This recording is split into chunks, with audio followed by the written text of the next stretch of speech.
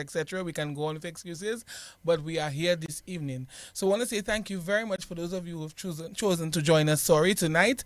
As we know, we have a lot of competing activities and events, so we are thankful for that. AgriAction is being brought to you to just remind you of the ministry's work and just to get your questions and concerns on the table. We have with us tonight a special guest, the admin officer in charge of all of us at the Ministry of Agriculture.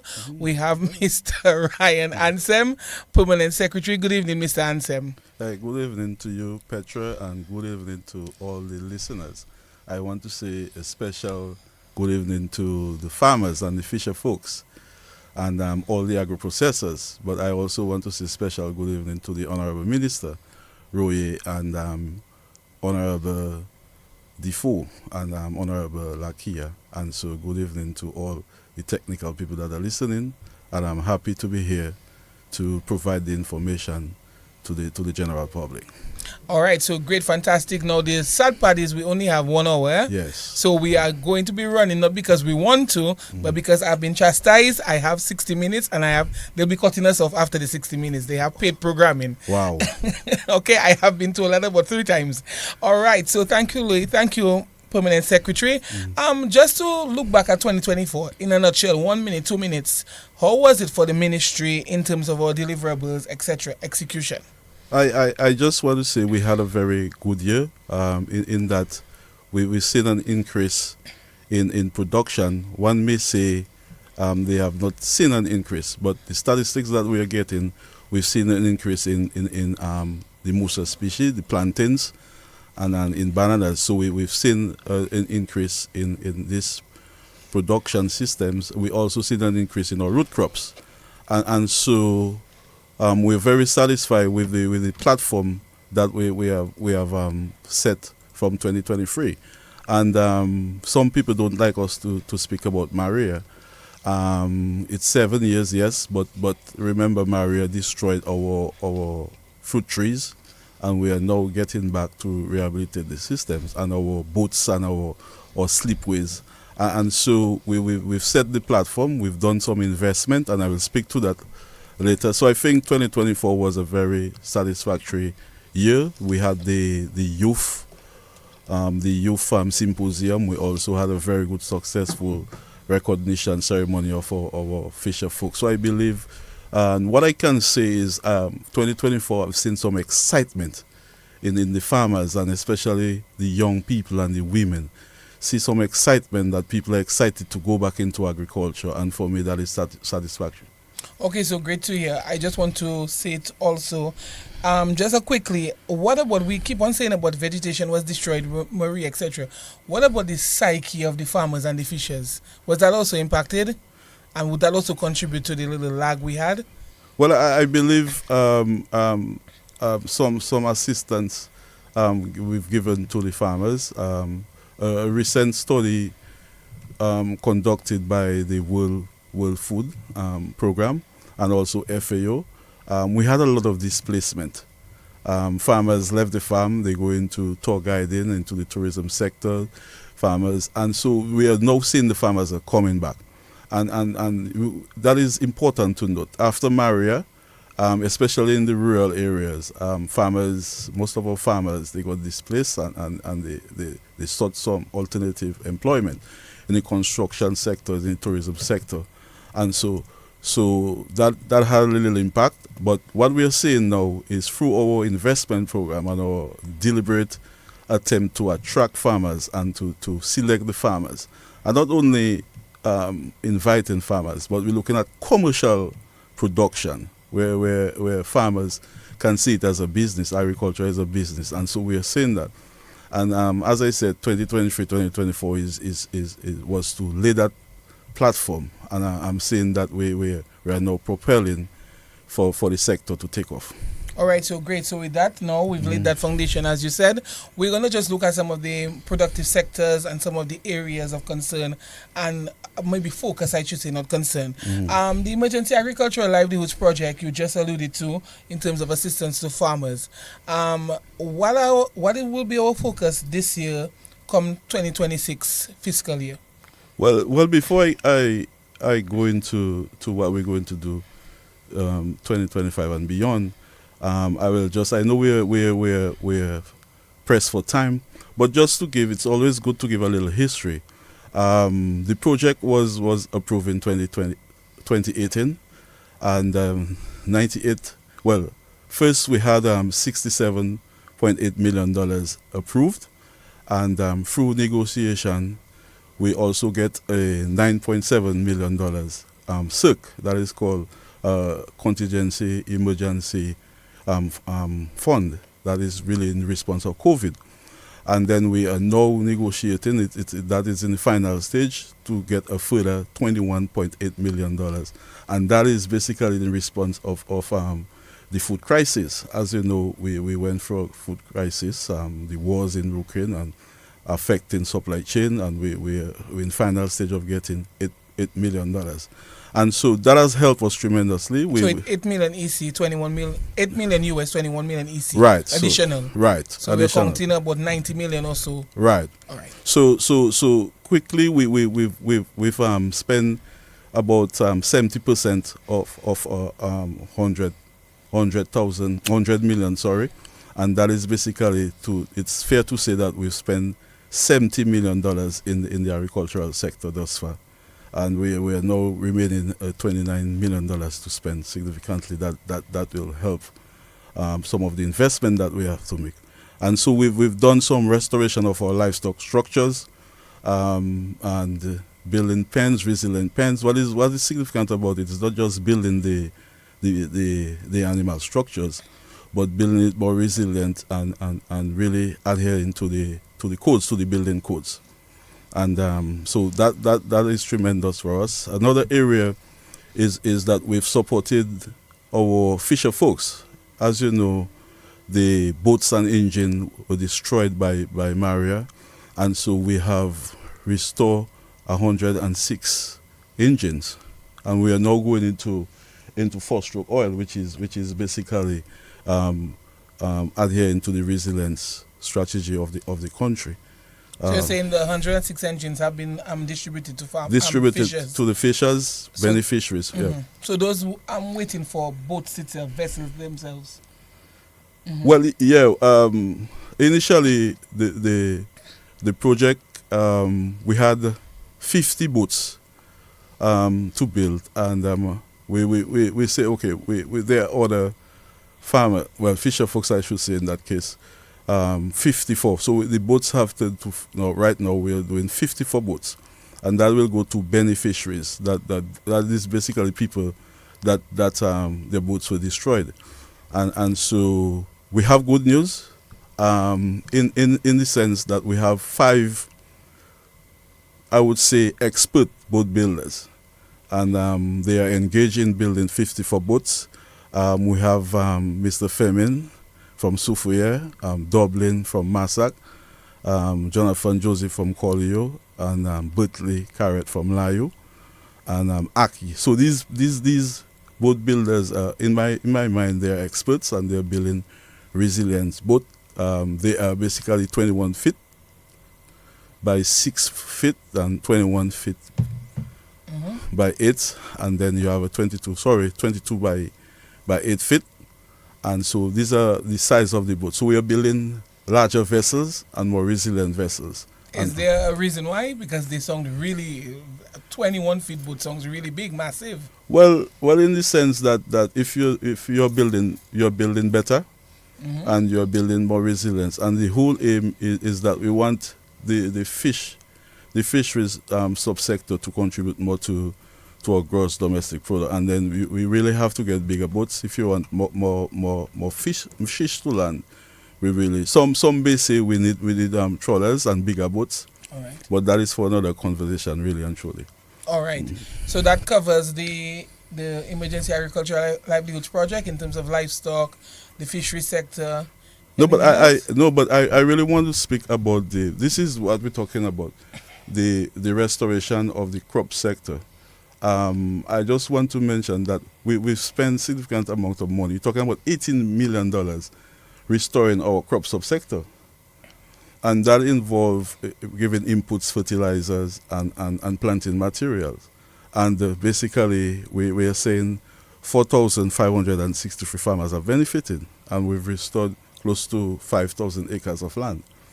And moving through the infrastructure. As you know, Maria did not only destroy our crops and our livestock, they destroy our infrastructure, and then you have to rebuild this infrastructure. And so you're referring to infrastructure that the ministry utilizes? Right. Okay. The agricultural infrastructure. Buildings. Right, buildings. And so sometimes I forget I'm speaking to farmers. So we really had to rebuild that and to provide that kind of service for the farmers.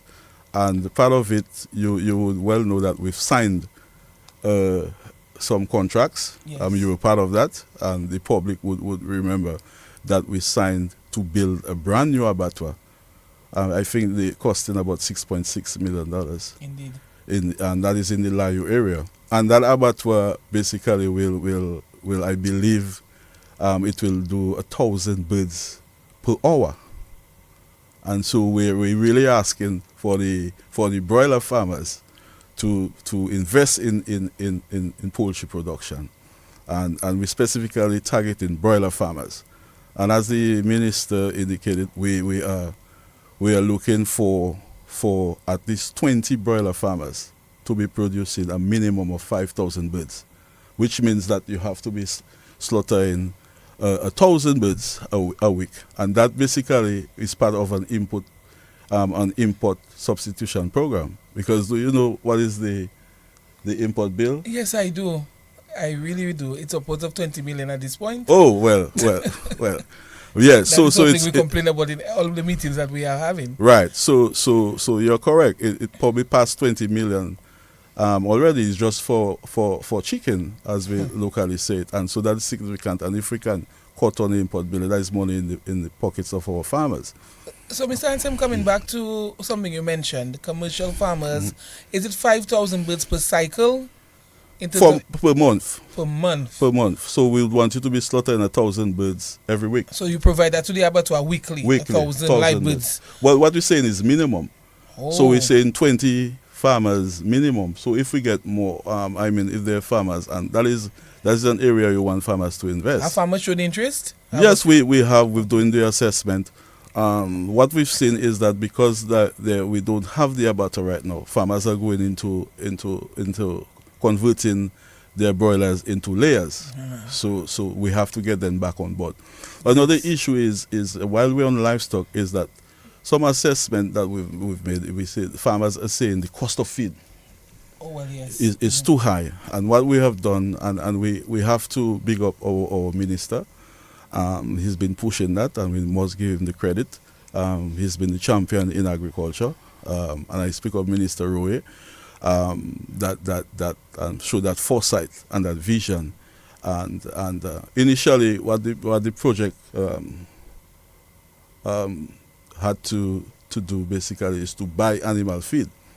But when you buy the animal feed, that is a one-time investment, and so we've converted that activity into construction of a feed mill, and we are well in advance in buying the structure. We've signed the contract to renovate a building in 1 mile. Well, not in 1 mile, sorry, but in Longhouse, and we will be doing that. So that's the livestock subsector, and we believe that our farmers will benefit from that. All right, so that sounds good in terms of that initiative, and so farmers can mention in the abattoir we do have to move from it. But what about pig farmers then? Well, yes, pig farmers are equally important for us because that is part of our protein source, and when we talk about food security, protein security is equally important, and so we're looking to expand the some people say pork, some people say pig production. So we're targeting for 50 farmers to be producing like 6 stores.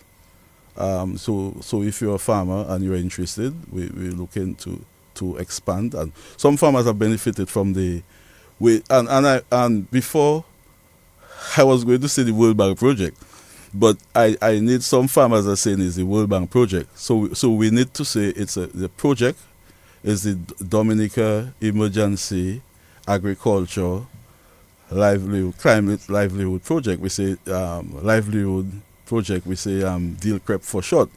But that is basically a Dominica project. The government of Dominica project, and it's funded by the World Bank. So it's not. I just want to make that clear. It's not a World Bank project, but a project of the government of Dominica and funded by the World Bank. So that has to be clarified. So a project by the Ministry of Agriculture. Ministry being implemented and funded by. Right. All right, but with supervision from the ministry. Right. For sure. Right. So we are moving on from the emergency agricultural livelihoods because we have given them some time on the program. Right. And everybody who comes on have been speaking towards the program. Okay. We are going on. We have several areas. We want to speak about the blue economy, the CARICOM by 25, training, aquaculture, etc. So let's move on to the 5 C's. Right. That we've always been alluding to, always been speaking about. What are the 5 C's, Mr. Ansem, that we are concentrating on right now within the ministry? Well, I always get excited when we speak about the 5 C's. It might seem simple, and when we speak about the 5 C's. So when the Honorable Prime Minister mentioned in his vision that he wants agriculture to contribute 700 million to our gross domestic product by 2030. I mean, some people had doubts. I believe we can attain it, and we have to put the necessary investment in agriculture to do that. And so to answer your question, is we're looking at if we really have to attain 700 million, we see the trick of playing a fundamental role in achieving this, and so we're looking at to seriously enhance citrus. And while we speak about citrus, we invest in. We've signed sometime this month, last month because we're in February. Thank you. Early January, we signed a $7.8 million citrus certification facility, and that will be done in Londonderry. And as we speak, the contractor has been mobilized. We are doing excavation work, and that will do true-to-type citrus planting material to fight against Tristeza and Wang Long Bing. So that is significant for us. So we have also coconut. As you know, we've invested in the importation of the Brazilian nuts. We've distributed all. Farmers are still meeting me and tell me, boy, these nuts are very good. When are we going to import more? So we brought in 13,000 of this. But we kept some for multiplication? Yes. Oh, okay. Right. Okay. So the germination was 84%, and we need to commend the propagation guy. Yeah. Because in some jurisdiction, Jamaica and this, they were saying they're getting as low as 54 and 60, and we get 84. And we need to big up our propagation guys. Franklin Joseph, Ivan Ferreira, Stephen Carbon, and these guys. Yeah, so they've done a tremendous job. We also need to commend the quarantine department. They did some quarantine of the coconuts, and although I was a little frustrated, but we need to commend them on doing the work. And then we move into cocoa. We believe with cocoa, as you know, we've won an award that Dominica has the finest cocoa, one of the finest cocoa, and so we're pushing cocoa. We've propagated cocoa at the Woodford Hill Station. I think we're about 7,500 plants. We will do more. The minister target is really 25,000, and so we're working on this. And so I've mentioned citrus, I've mentioned cocoa, I've mentioned coconut, and coffee, and we're looking to go into coffee in the syndicate area, expand that, and I must say we're getting tremendous help from our Cuban friends. We have 3 Cuban experts. One expert is dealing with vegetable and greenhouse, and the other one is dealing with engineering, agricultural engineering, and the other one is an expert in cocoa and coffee and coconut. So they're really assisting us in moving forward. And it's no longer silent. Cannabis. medicinal cannabis. People say cannabis, and I have to big up Dr. Kazimi and Midian Larrock. They have really taken that on board, and Alisa Trotta, and obviously they have really taken that on board, and we see tremendous potential in the cannabis industry. And I'm from Granby. I like to say ganja, or some people call it marijuana. I know, but we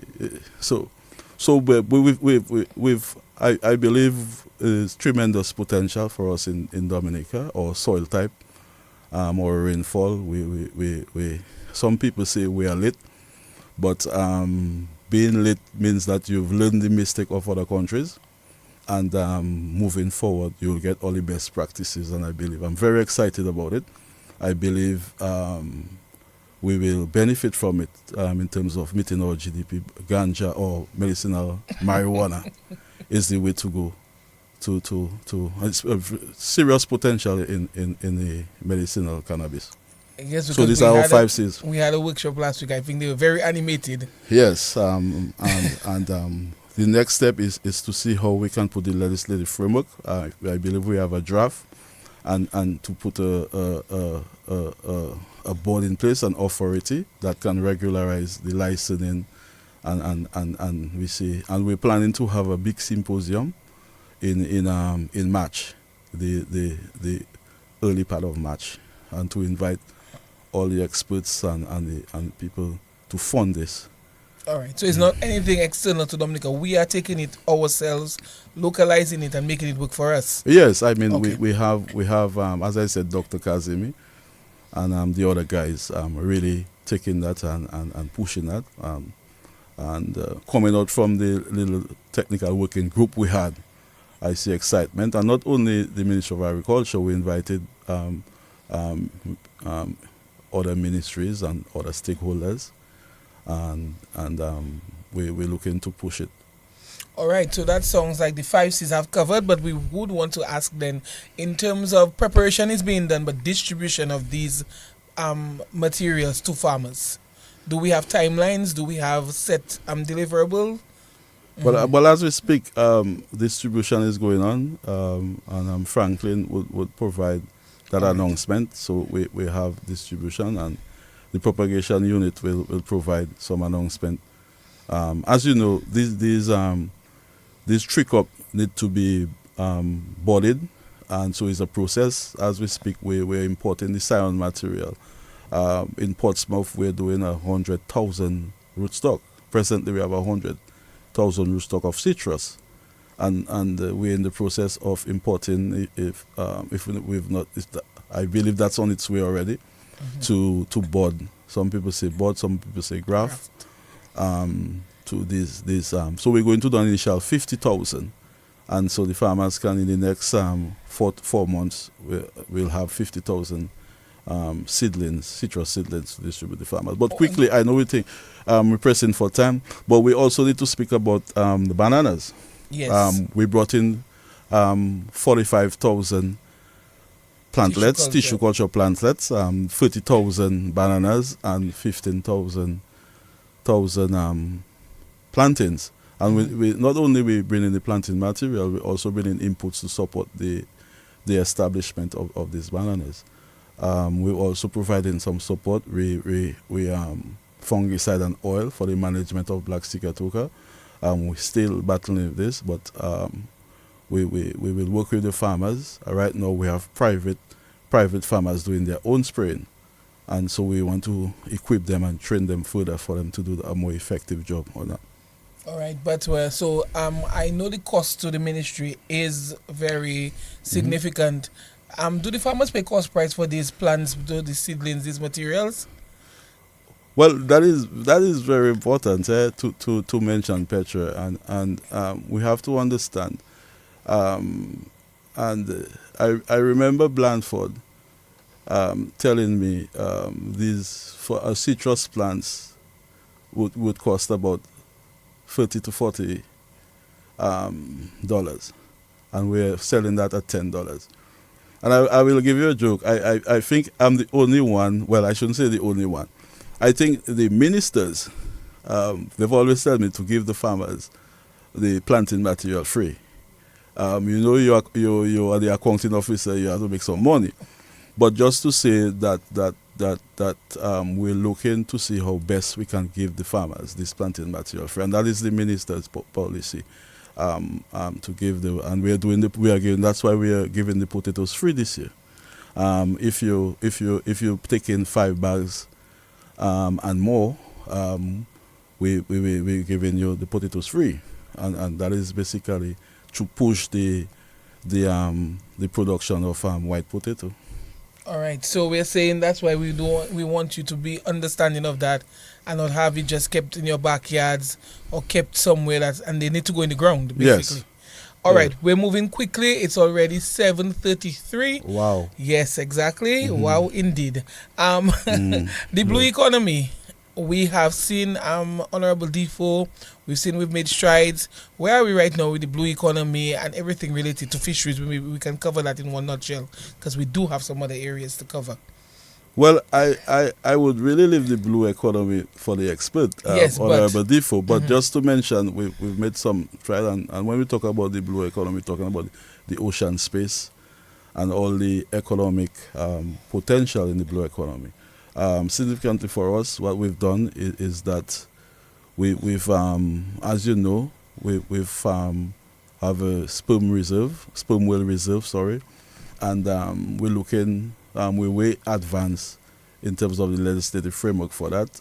Pretty soon we'll go to Parliament to pass that. Part of it is that we're looking to employ a blue economy coordinator. We sent some advertisement out, as you know. You helped in that. That has failed. So we're going to look regionally to see if we can get an expert. So we're not able to find someone locally, you're saying? No, and so we have to really find somebody to push the blue economy. That is important for us. But we've done some work. We've working with our partners. The Ministry of Tourism. We have to say thank you to the Ministry of Tourism.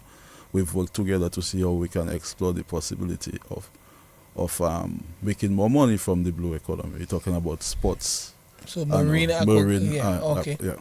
So Pierce Ansem, if someone is hearing us right now and they know someone who may be interested, can they contact the ministry in terms of that position, the blue economy coordinator position? Right. The difficulty is that I think the error that we made is that we wanted an expert in the blue economy. I don't think it's difficult to get somebody qualified in the blue economy. I may be wrong, but we have to craft it a way that if the person has some expertise, but more we're looking for someone with ability, with a project mind that can coordinate and but with some little knowledge of not fisheries but the blue economy, the marine space. Yeah, the marine space. So I think that is the error we made by sending it out, and you don't really have people qualify in blue economy. Like you would say it's a new and emerging sector anyways. Yeah. Yes, so you would say yes. if you're looking for agronomists, you will get. If you're looking for agricultural Mm-hmm. engineer, if you're looking for an entomologist, you will get.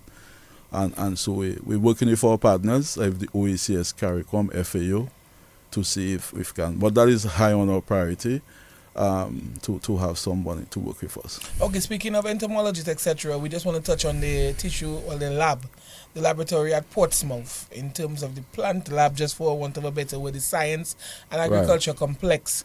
How is that going for us? How is it fully equipped? Is it outfitted with staff, etc.? Just quickly in a nutshell. Yeah, tremendous. I mean, we've said it before. This is one of the areas that is going to propel the sector. We're talking about the capacity to do 500,000 plants annually. We've put in the necessary infrastructure in place. I think it costs $11.2 million. We want to thank the People's Republic of China. That's a tremendous investment. What is important with the facility is it's not only a tissue culture facility, but we also have a seed bank. That is important for resilience and in terms of disasters, we can store seeds.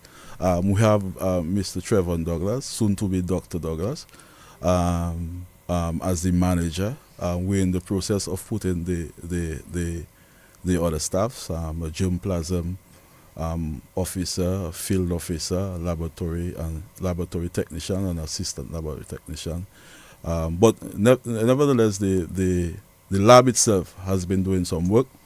As we speak, we've done some work we've done the protocols for plantains, we've done for dashing, we've done for pineapple, and I believe there's some more. When you say protocols, what do you mean? So the whole protocol and the procedures to do it, we've tested it in the lab. We have the necessary reagents, and we're doing some field trials.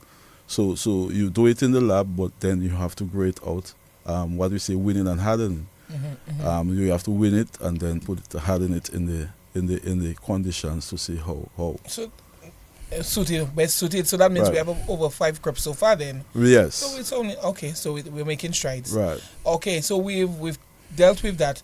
We do know that every year, and not even annually, we are faced with trials in terms of weathers, systems, etc. And we do have farmers speaking about insurance, parametric insurance, etc.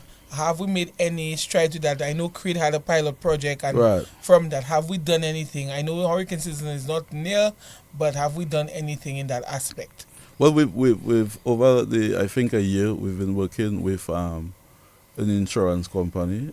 Some CARICOM countries have gone ahead, and so we're looking at to I don't remember the insurance name, but our good friend in Barbados, Bowen, we've been working with them to see how we can think, because insurance is part of a risk management overall risk management program, and so part of it is to have our farmers insure their crops, their investment. I don't like to say crops and livestock, but their investment, because we're talking about infrastructure as well, and so you will hear more about it.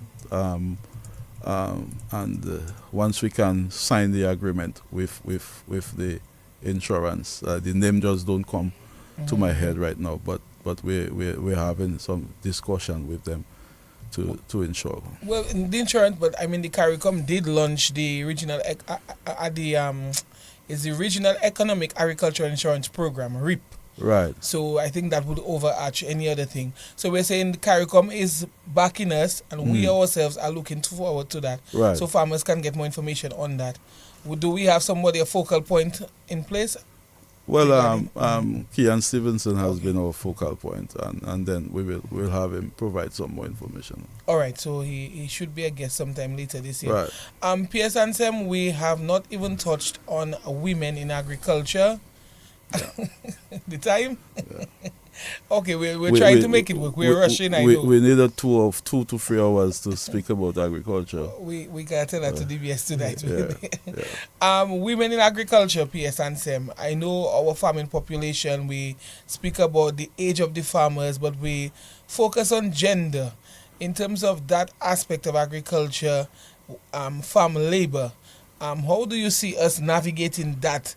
Because that is a ticklish subject for us right now when it comes to accessing labor, assisting farmers on farm, on field with heavy and arduous tasks. So we want to just get some more information on that. Well, women in agriculture, I think I don't want to go into what Trump said, but to be serious, Petra, I think through the UN mechanism and FAO, UNDP, we've made a deliberate, over the years, we made a deliberate effort in targeting our women. All our programs, it is designed to have 20% women and about 30% youth. And so we've made a deliberate effort to target our women. We talk about the Mount Prosper women. We talk about the women in Warner. Also, recently, we've worked with WOOS, the University of Canada, providing some support to our women, and what we have done is provide the necessary inputs. There's an irrigation project in Salisbury. The women are getting some drip irrigation and some water harvesting support, and so we've worked with our women, but I want to just speak about the youth, program. As you know, we have a youth agriculture program, agriculture youth program. We call it National Agriculture Youth program that we have, and Honorable Lakia is spearheading that program, and so it's a deliberate effort to engage the youth in agriculture. Part of it is to combat the aging population of our of farmers. Recent statistics say it was 55, 57, now it's 60. Average age of our farmers is, and that is not only in Dominica. So part of it is to deliberately work with the youth, to see how we provide that boost in agriculture. Because if we really have to push agriculture, it's the youth, and we've always said that we need professionals, the doctors, the lawyers, to invest in agriculture. Agriculture, you can make money in agriculture, and we're calling for people to invest in agriculture. There's money to make in agriculture. So are you saying that a sustenance farmer, a small farmer, is not, there is no room for that person in agriculture? No, we are saying, when we look at food security, food and nutrition security, I like to put the nutrition part in it. There is room for backyard farmers, and we want to launch a major national backyard program as we speak about that. And basically that is to target single household women and the most vulnerable, and to take the nutritional part of it, healthy diet, healthy eating. And so we will launch that in the future. And so we are very happy with what we have done in terms of food security. But now 700 million, we have to target commercial farming. There's no way we can do it by subsistence farming. We have to target commercial farmers, and we want people to invest in agriculture. And you have to take agriculture as a business. We have to upgrade our market system. By that I mean we have to explore more opportunities in terms of market penetration. We have to look at our traditional markets and try to upgrade our systems, what we're doing in Antigua, what we're doing in St. Kitts, what we're doing in Barbados, and try to augment and to increase our exports. Yes, and Tim, coming back to labor, I know, as I said, that that is a subject that we've been facing. Farmers have been mentioning that. Any plans, any programs, any input from the ministry? Well, as we speak, the price of labor, the availability, yes. Right. That has been a cry for our farmers, and it's not. I don't want to blame anyone.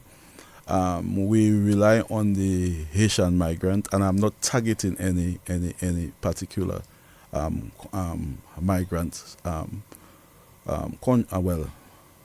not targeting any country. But we have to understand we have an issue with, or we had an issue, or we still have an issue with the migrant Haitians.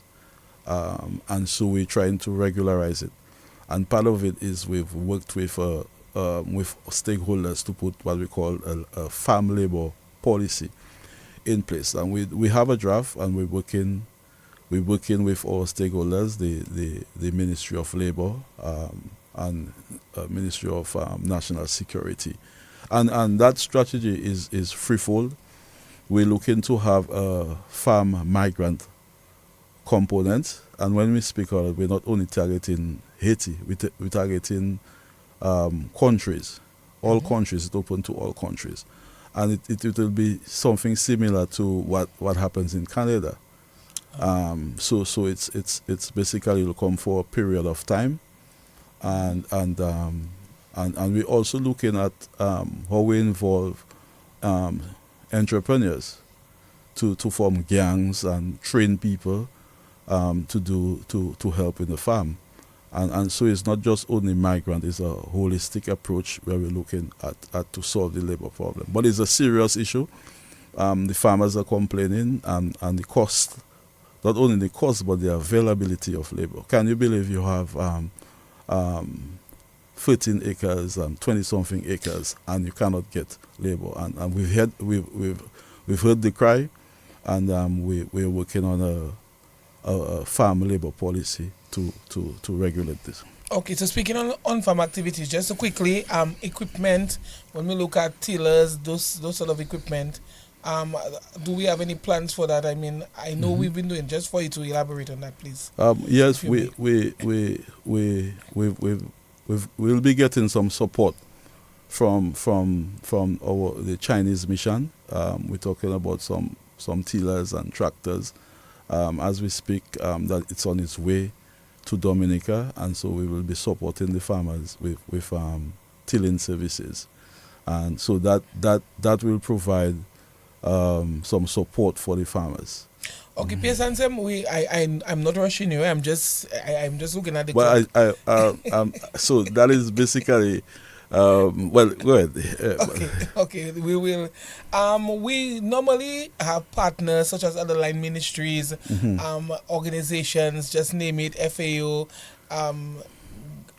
WUSC, Canada, ICA, CADIS, etc. Right. And sometimes farmers feel these are the ones who are assisting them and Right. not the ministry. Right. I think this year we need to take another approach to this. Just to elaborate on this in terms of how does this organization assist the ministry to undertake all deliverables and not the other way around?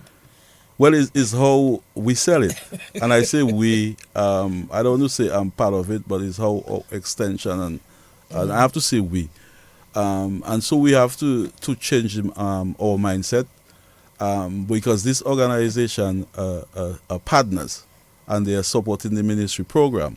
And so when we put, for example, a sustainable agriculture program for 2 years, we meet with them and we discuss around the table what can you support the ministry in.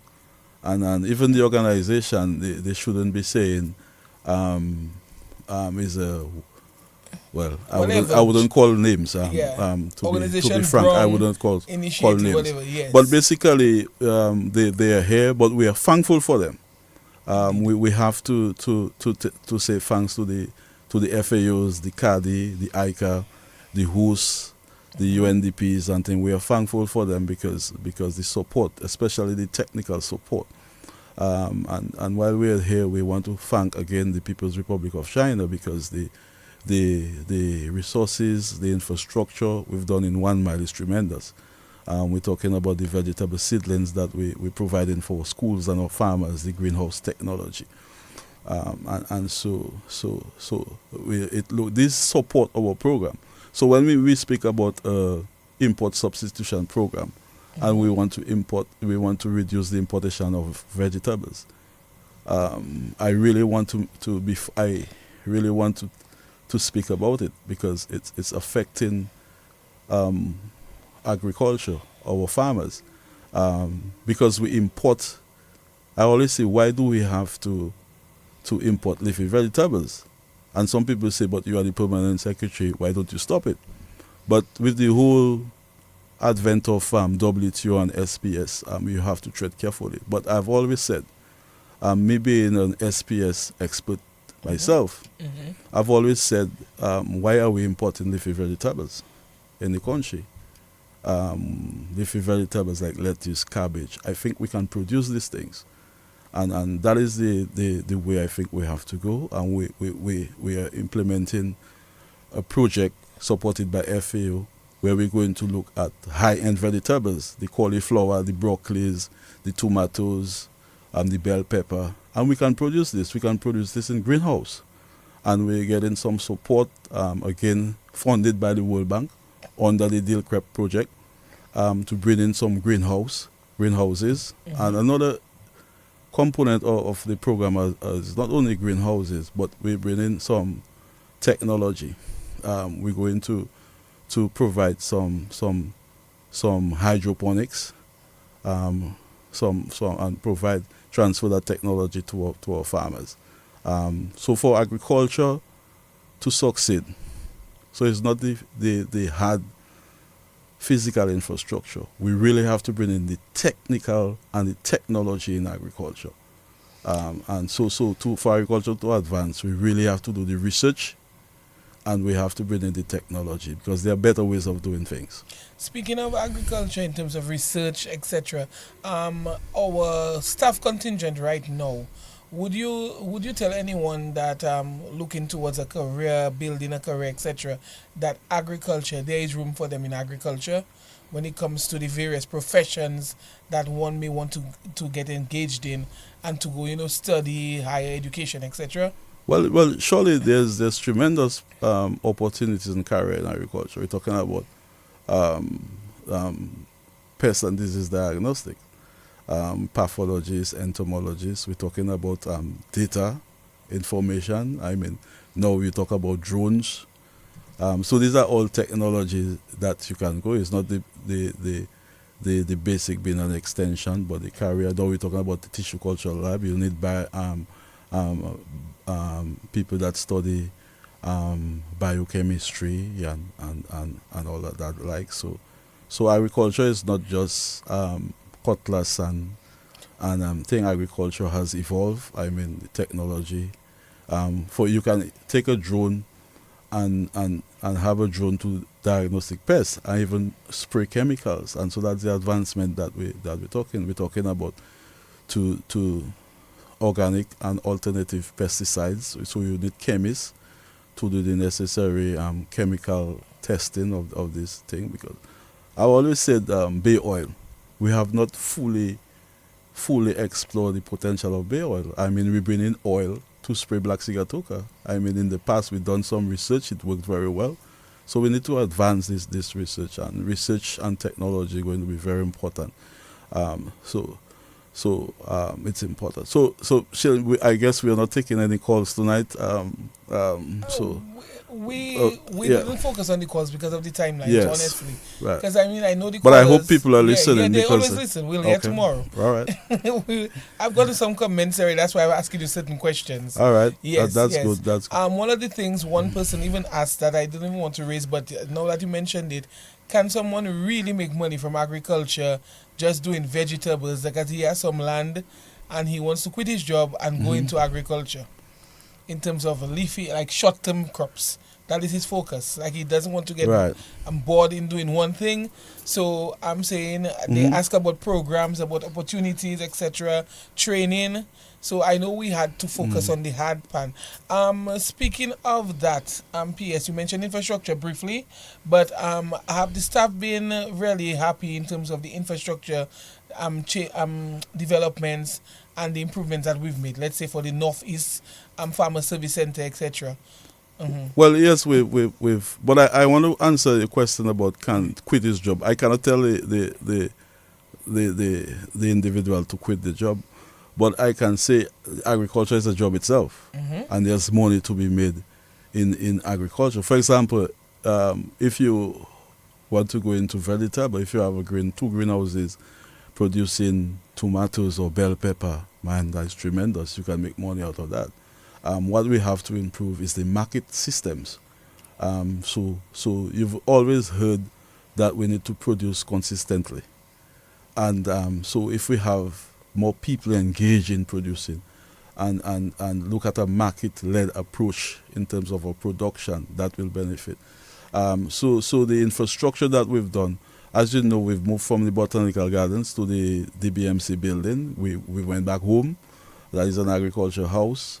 We've done some work in the 1 mile Portsmouth. We've renovated these facilities with brand new facility in Londonderry, where the Northeast stations are. We've done some work in the Central Livestock Farm, and we're going to do a major upgrade in the Central Livestock Farm. We are not satisfied with the output in the Central Livestock Farm, and so we're going to do some pastoral development there. We're going to bring in some better genetic materials in terms of animals. We're starting with the semen, but the plan is to bring some live animals, not a lot because we're concentrating on artificial insemination, and so that's a program that we're doing. I think it's exciting time in agriculture.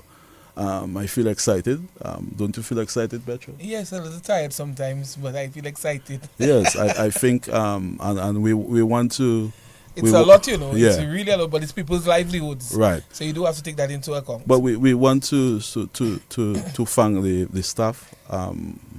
Being becoming permanent secretary, I've seen an excitement in the staff.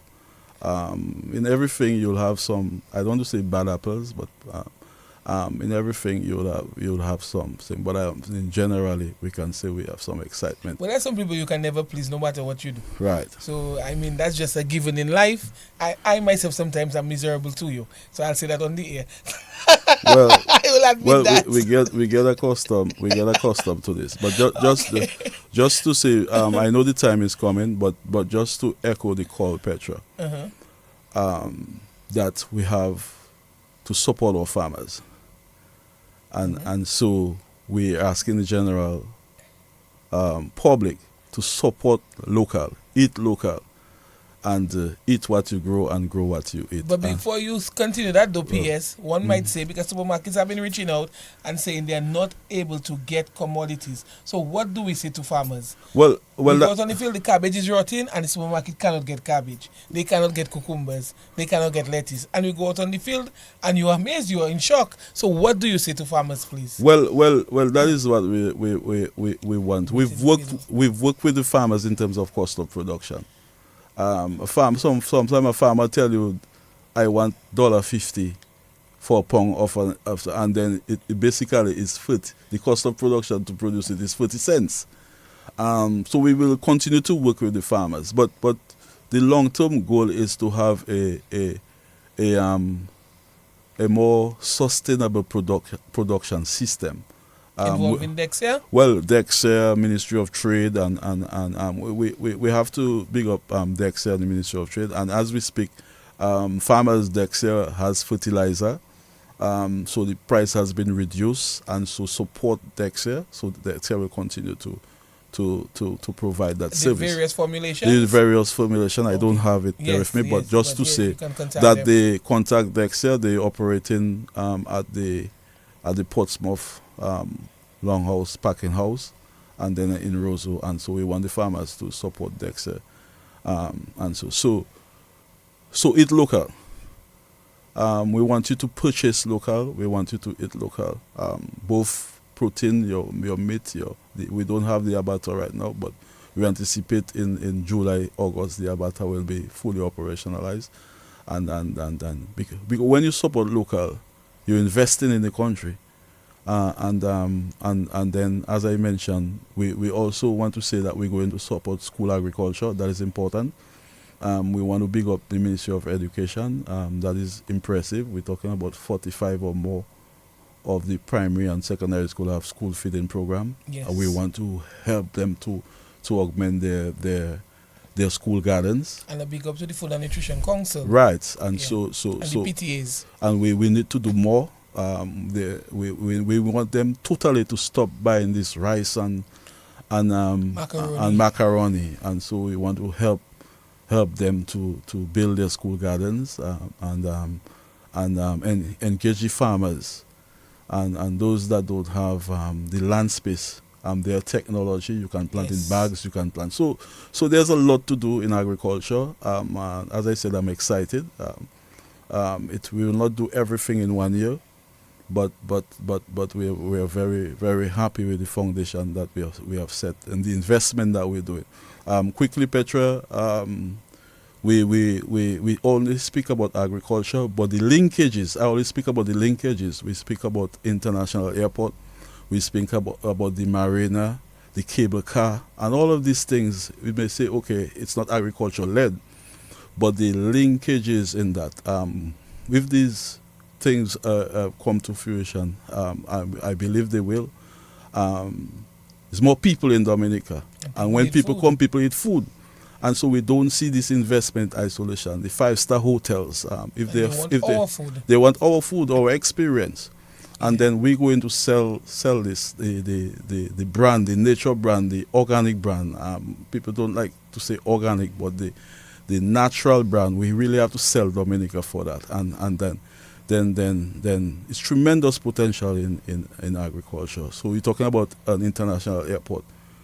For example, our tuna can reach Miami in less than 7 hours. Yep. and you can fetch a premium price. I mean, our lettuce, our vegetables can, so people don't have to look at this investment in isolation, and they're very significant for us in agriculture. More people coming in, more food that will require to feed our people. Food and nutrition security is essential globally, and we play in our part. All right, so we just want to say thank you very much, PS Ansem, for coming on to the program, the first of the year. You batted and you have done. We may call you back sometime, maybe mid-year, before the budget cycle. Yeah, but I need 3 hours to speak agriculture. That is beyond me, but I have really tried. And I just want to say thank you very much to the listeners, and honestly to the farmers and fishers of Dominica, not forgetting the processors.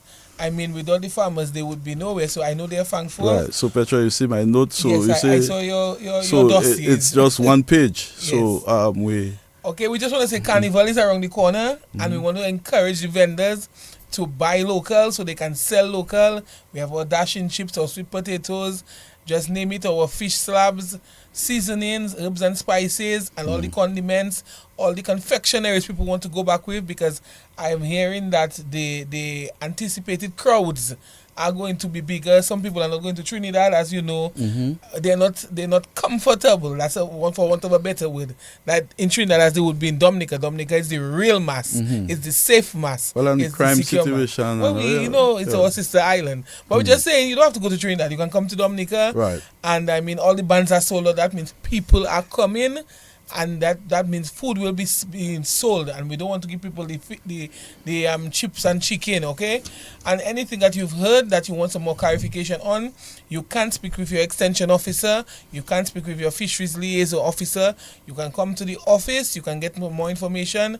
And we just want to say it's a dialogue and discussion, and we have an open door policy. So that's it for us. Until next time, do have a pleasant evening and do have a blessed week.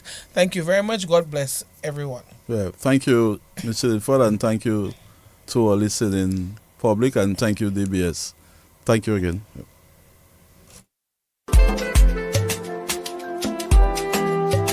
Are you into agribusiness or agri-trading? Do you want to join the sector?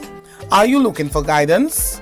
The Ministry of Agriculture, Fisheries, Blue and Green Economy is calling on you to tune in this Thursday and every third Thursday of the month from 8 p.m. for AgriAction, where we provide you with factual information. Be part of the movement, join the discussion, make your contribution, make a difference. AgriAction, where we seek to update you on local and global opportunities and trends. AgriAction, a program of the Ministry of Agriculture, Fisheries, Blue and Green Economy.